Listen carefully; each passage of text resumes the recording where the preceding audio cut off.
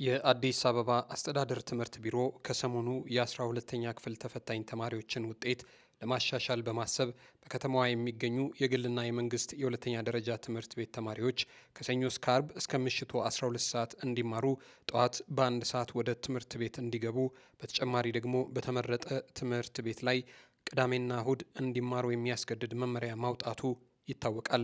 ታዲያ ከዚህ መመሪያ ጋር ተያይዞ የሚነሱ ቅሬታዎች አሁንም ድረስ በስፋት እየተሰሙ ይዘዋል። ልጆቻችን ሰዎች እኮ ናቸው፣ እንደምን አድርገው ነው ያለምንም እረፍት ከእሁድ እስከ እሁድ የሚማሩት? ከትምህርት ጎን ለጎንም ሌሎች እነሱን የሚያካትቱ ብዙ ማህበራዊ ህይወቶች እኮ አሉን። ከዓለማዊ ትምህርት ጎን ለጎንም የመንፈሳዊ ህይወትና ትምህርቶች አሉ።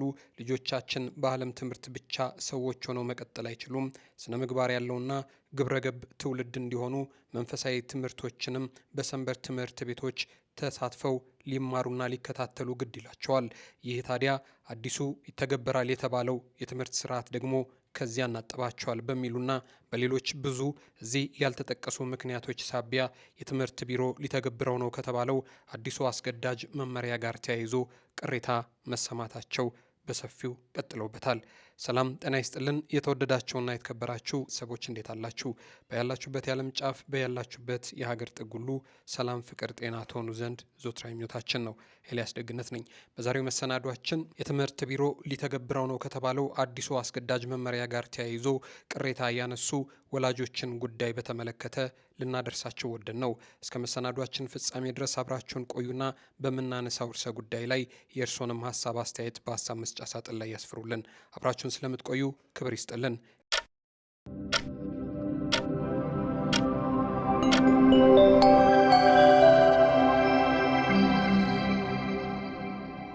ተማሪዎች ያለ እረፍት እንዲማሩ መደረጉ የተማሪዎች የትምህርት ፍላጎትን ያሳጣል ሲሉም ባለሙያተኞች በዚህ ርዕሰ ጉዳይ ላይ ሀሳብ አስተያየቶቻቸውን እየሰጡ ይገኛሉ።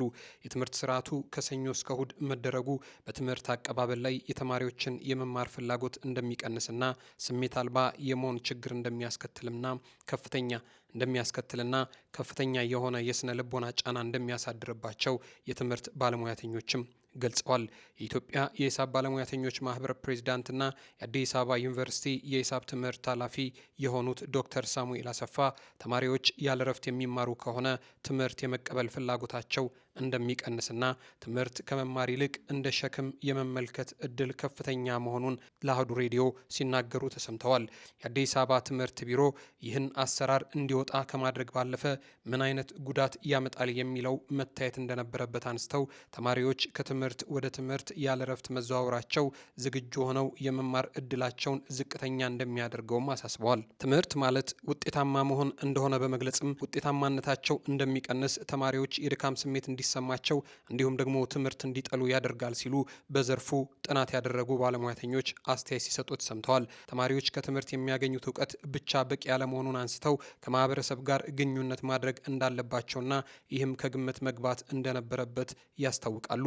ይህ ችግር እንዲከሰት ያደረገው ደግሞ የተማሪዎች ፈተና ማጠናቀቂያ ግንቦት ወር ብቻ መሆኑን እንደሆነ የገለጹት ዶክተር ሳሙኤል ይህን ችግር እንዲከሰት ያደረገው የተማሪዎች ፈተና ማጠናቀቂያ ወቅት ግንቦት ወር ብቻ መሆኑ እንደሆነ የገለጹት ዶክተር ሳሙኤል ያለውን ጊዜ በማጥበብ ከመስራት ባለፈ ከክረምት ጊዜ የአንድ ወር ጊዜ በመውሰድ የፈተና ጊዜው እንዲራዘም ቢደረግ የተሻለ አማራጭ እንደሆነ ይጠቁማሉ። ሌላኛው የትምህርት ባለሙያና የአዲስ አበባ ዩኒቨርሲቲ የአካቶ ትምህርት ባልደረባ የሆኑት ፕሮፌሰር ጥሩሰው ተፈራም በበኩላቸው ይህ አሰራር በልጆች ላይ የስነ ልቦና ጫና እንደሚያሳድርም ተናግረዋል። ተማሪዎች በቂ ዝግጅት እንዲያደርጉ የወጣ መርሃ ግብር ሊሆን እንደሚችል አንስተው ተማሪዎች ያለ እረፍት እንዲማሩ መደረጉ ጫና እንደሚኖረውና ለተማሪዎችም እረፍት አስፈላጊ እንደሆነ ይገልጻሉ። አክለውም የስሜት መዛማትና ከወላጆቻቸው ጋር በቂ ጊዜ እንዳያሳልፉ የሚያደርግ መሆኑንም ተናግረዋል። የአዲስ አበባ አስተዳደር ትምህርት ቢሮ ከሰሞኑ የ12ኛ ክፍል ተፈታኝ ተማሪዎች ውጤትን ለማሻሻል በማሰብ በከተማዋ የሚገኙ የግልና የመንግስት የሁለተኛ ደረጃ ትምህርት ቤት ተማሪዎች ከሰኞ እስከ አርብ እስከ ምሽቱ 12 ሰዓት እንዲማሩ፣ ጠዋት በአንድ ሰዓት ወደ ትምህርት ቤት እንዲገቡ፣ በተጨማሪም ደግሞ በተመረጡ ትምህርት ቤቶች አንድ ላይ ቅዳሜና እሁድን እንዲማሩ የሚያስገድድ መመሪያ ማውጣቱ ይታወቃል። ታዲያም ከዚህ ጉዳይ ጋር ተያይዞ ብዙ ሀሳብ አስተያየቶቻቸውን ከሰጡ መካከል ጋዜጠኛ መላኩ ብርሃኑ በልጆቻችን ከሰኞ እስከ ሰኞ ትምህርት ቤት የመዋል ውሳኔ ላይ የግሌን አስተያየት ሲል የራሱን ሀሳብ እንዲያደርጉ አስፍሯል። አንድ እንደ ዋዛ ሳናብላላ ያለፍነው ቢያንስ በኔ እይታ ከጥቅሙ ጉዳቱ የሚያመዝን የከተማው አስተዳደር ውሳኔ አለ።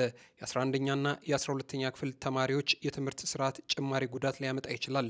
የአዲስ አበባ አስተዳደር ትምህርት ቢሮ ከሰሞኑ የ11ኛና የ12ኛ ክፍል ተማሪዎችን ውጤት ለማሻሻል በሚል ምክንያት በከተማዋ የሚገኙ የግልና የመንግስት የሁለተኛ ደረጃ ትምህርት ቤት ተማሪዎች ከሰኞ እስከ አርብ እስከ ምሽቱ 12 ሰዓት እንዲማሩ፣ ጠዋት ደግሞ በአንድ ሰዓት ወደ ትምህርት ቤት እንዲገቡ፣ በተጨማሪም በተመረጡ ትምህርት ቤቶች አንድ ላይ ቅዳሜና እሁድ እንዲማሩ የሚያስገድድ መመሪያ አውጥቷል።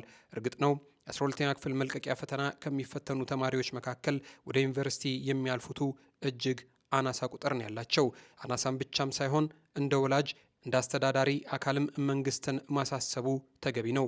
ትምህርት ሚኒስቴር እንደ ባለቤት በየዓመቱ የወደቁ ተማሪዎችን ቁጥር ለወላጅ ከማርዳት በተሻለም ለዚህ አሳሳቢ ችግር መፍትሄ ማፈላለግ ግዴታው ነው። በዚህ ዙሪያ ምን እየተሰራ እንደሆነ እኔ ምንም አልሰማውም። የአዲስ አበባ ትምህርት ቢሮ ግን ከሰሞኑ ይህንን የመውደቅ ምጣኔ በማለፍ ምጣኔ ለመቀየር ብሎ ያወጣው አስገዳጅ መመሪያን ሰምቻለሁ። በግሌ ይህ ውሳኔ የተጠናና ሳይንሳዊ ነው ብዬ በጭራሽ አላምንም። በራሴ ቤት ትዝብት ልጀምር። ናንዬ ዘንድሮ 10ኛ ክፍል ተማሪ ናት። ትምህርት ከጀመረች ቀን አንስቶ ከኛ ጋር ቁጭ ብላ ለማውራት እንኳን ደቂቃ ጊዜ የላትም። ከትምህርት ቤት መጣች፣ ጥቂት ረፍት አድርጋ ኃይል ከሰበሰበች በኋላ ከዚያ ክፍሏ ገብታ እስከ እኩለ ሌሊት ከትምህርት ቤትና ከኦንላይን ምንጮች ጋር ትንቅንቅ ላይ ናት። ጥናት የቤት ስራ ብቻ ሳይሆን ያልገቧትን ሀሳቦች ማብራሪያ ፈልጋ ኦንላይን ላይ ምንጮችን ስታስስ ታመሻለች። በቀን ያለማጋነን ከ13 ሰዓት በላይ በትምህርት ታሳልፋለች። እኔ በበኩሌ ራስን እረፍት በመንሳት የማጥናት መማር ሂደትን ብዙም ባልደግፍም ከምትማራቸው ትምህርቶች ብዛት በላይ ከሚሰጡ አሳይመንቶችና ከሚላኩት ፓወርፖይንቶች ብዛት በአንድ ሳብጀክት ብቻ በየቀኑ ከሚሸፍኑት ፖርሽን ብዛት ጠለቅ ብላ ለመረዳት ከምታስሳቸው ኦንላይን ምንጮች ብዛት ወዘተ አንጻር ሰውየው እንዲህም ሆና ቀኑ በበቃትና ጫናውን ተቋቁማ ከዘለቀች ጥሩ ነው ብዬ ማለፍ ግድ ሆኖብኛል። የናኒን ጥቂት ረፍት ቅዳሜና እሁድ ከሰዓት ሰንበት ትምህርት ቤት ለመሄድ ከደብተሯ የምትለይበት ጊዜ ብቻ ነው። ዓላማዋ ሩቅ ስለሆነ ዛሬ በልጅነት ጉልበቷ አቅሙን ከሰጣት እንግዲህ ትቻለው ብዬ እኔም ትቻታለሁ። ናኒ እንደምትነግረኝ ከሆነ አሁን በትምህርት ቤት መምህራን ከሚሰጣቸው ትምህርት በላይ ከመጽሐፍትና ኦንላይን ላይ በሚገኙ አጋዥ ግብዓቶች በንባብ የሚገኘው እውቀት ጥልቅና የበለጠ ደጋፊ ነው። መምህራኖቻችን መሰረታዊውን ጉዳይ ብቻ ያስጨብጡናል። እኛ ደግሞ ከዚያም ፈላልገን በርዕሰ ጉዳዩ ላይ አንብበን ሰርተን እውቀታችንን እናሰፋለን ነው ያለችኝ። ከ2 ዓመት በኋላ ለሚጠብቃት ፈተና ራሷን እያዘጋጀችበት ያለችበት መንገድም ይኸው ነው። ከአሁኑ ውጤታማነቷ ላይ ተጽዕኖ እንዳያሳድር በጣም አሳስቦኛል። አስተዳደሩ ተማሪዎች ከሚማሩበት ጊዜ ይልቅ የሚያርፉበት ጊዜ የበለጠ መስሎት በተገበረው አዲስ መመሪያ መሰረት ግን ናኒ ከሚቀጥለው ዓመት በኋላ ከሰኞ እስከ ሰኞ ከአዳር በመለስ ውሎዋ ሁሉ ትምህርት ቤት ሊሆን ነው ማለት ነው። በነበረው አሰራር መምህራንና ተማሪዎች በተስማሙበት አካሄድ የክፍል ትምህርት አማራጭ ምንጮች ተጨምረውበት ካልተነበበ በመምህራን ገለጻ ብቻ የማይገፉ ናቸው። አሁን ግን ተመልሶ ወደ ክፍል ጥገኝነትና ሁሉንም ነገር በመምህራን ትከሻ ላይ ወደ መጣል ሊሸጋገር ይመስለኛል። ያን ደግሞ በአንጻራዊነት ሲታይ ተማሪዎች ከአንድ ከተቀነበበ ከባቢ ወጥተው ጥቂት እያረፉም ብዙም እየሰሩም የሚሄዱበትን የቤት ውስጥና የላይብረሪ ጥናት ጊዜያቸውን ሙሉ በሙሉ ይበላባቸዋል። ትምህርት በተፈጥሮው የተጠና የእረፍት ጊዜ ከሌለው በጣም አሰልቺ ሂደት ነው። በትምህርት ቤቶች ውስጥ ከክፍል ትምህርት ባለፈ የተለያዩ አክቲቪቲዎች የሚደረጉት ይህንን መሰልቸት ለማስቀረትም ጭምር ነው። የሰው ልጅ አንድን ነገር ምን ቢወደው በተመሳሳይ ሁኔታ ሲያገኘው ይሰለቸዋል፣ ይጠለዋል። ይህ ደግሞ የተፈጥሮ ሕግ ነው።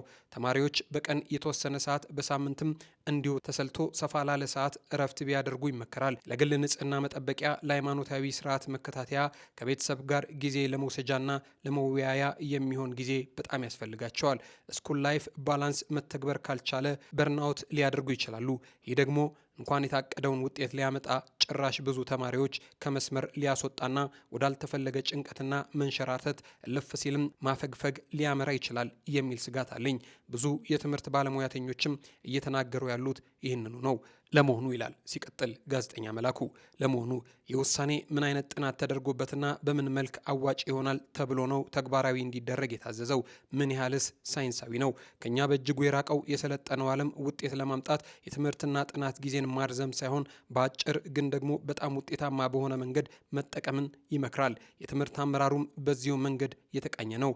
ቻይና እኮ ከዘንድሮ ጀምሮ በወሰደችው እርምጃ እስከ 12ኛ ክፍል ያሉ ተማሪዎች በግዴታ ክፍል ውስጥ የተወሰነ ጊዜ እንቅልፍ እንዲተኙ አዛለች። ሲታጠፍ ወንበር፣ ሲዘረጋ አልጋ የሚሆን አዲስ ሞዴል የተማሪዎች ወንበር በሁሉም ግዛቶች ትምህርት ቤቶች ተግባራዊ እንዲሆን ማድረጓ እናውቃለን። ጥቂት ናፕ ማድረግ አእምሮን ያድሳል፣ ውጤታማ ያደርጋል ብላ ስላሰበች ይህንን አድርጋለች። ዝም ብላ አይደለም፣ ሰፊ ጥናት ተደርጎበት የተደረሰበት መደምደሚያ ነው። የእኛ ሀገር ምን አዲስ ነገር ተዘጋጀ? ምን ተሰራ? ሰዓትና ቀን ግን ተጨምሯል። በዚያ ጀርባና መቀመጫ በሚቆረቁር ዴስክ ላይ ለሰዓታት ተቀምጦ መዋል የሚፈጥረው የራሱ የጤና ችግር እንዳለ ሆኖ መምህራንስ በሳምንት ከ40 ሰዓት በላይ ማስተማር አይደክሙም ወይ?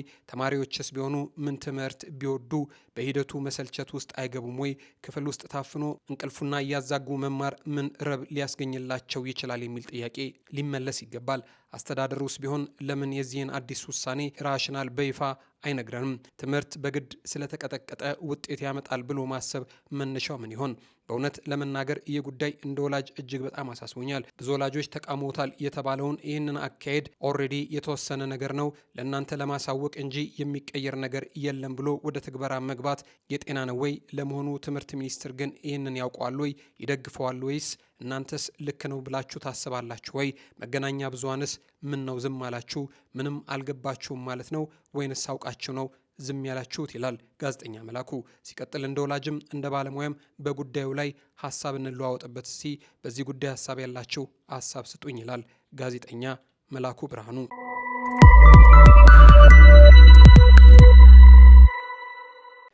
የተወደዳችሁና የተከበራችሁ የቻናላችን ቤተሰቦች በዚህ ርዕሰ ጉዳይ ላይ ሀሳብ አስተያየት ቢኖራችሁ በሀሳብ መስጫ ሳጥን ላይ ያስፍሩልን። አብራችሁን ስለቆያችሁ ክበሩልን። እናመሰግናለን።